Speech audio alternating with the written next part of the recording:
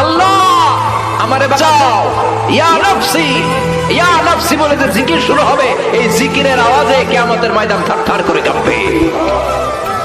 ও আয়েশা, সেদিন কেউ কাউরে চিনবে না রে আয়েশা। ভাই ভাইরে চিনবে না, বন্ধু বন্ধুরে চিনবে না, স্বামী স্ত্রীরে চিনবে না, কলিজার টুকরা সন্তান রে মা চিনবে না, ছেলেরে বাবা চিনবে না, কেউ কাউরে চিনবে না। ওই কিয়ামতের কঠিন ময়দানে সবার একটা চিৎকার, ইয়া নফসি ইয়া নফসি, আল্লাহ আমারে বাঁচাও। ইয়া নফসি ইয়া নফসি বলতে উপরের দিকে, ইয়া নফসি ইয়া নফসি বলে বলে উপরের দিকে মাথাটা করে মানুষ যে দৌড়ানো শুরু করে দিবে রে আয়েশা। কার গায়ে জামা আছে কার গায়ে জামা নাই, ওই দিকে খেয়াল করার সময়টাও সেদিন থাকবে না। এই সেন্স থাকবে না, সেদিন থাকবে না।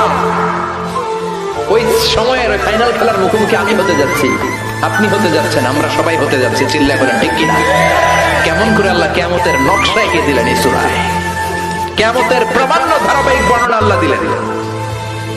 আল্লাহ বললেন সব দাঁড়িয়ে যাবে, আর সেই দিনটা হবে কানা মিকদারু 50 আলফ সানা, 50,000 বছরের সমান। কিয়ামতের দিনটা, কিয়ামতের মাঠটা কোথায় হবে? দুইটা বর্ণনা আছে। এক হচ্ছে আরাফাতের ময়দানে হবে, দুই হচ্ছে ফিলিস্তিনে হবে, আর শামে হবে। আর ডিউরেশনটা, খেলার ডিউরেশন কতক্ষণ? ফুটবল খেলার ডিউরেশন কতক্ষণ?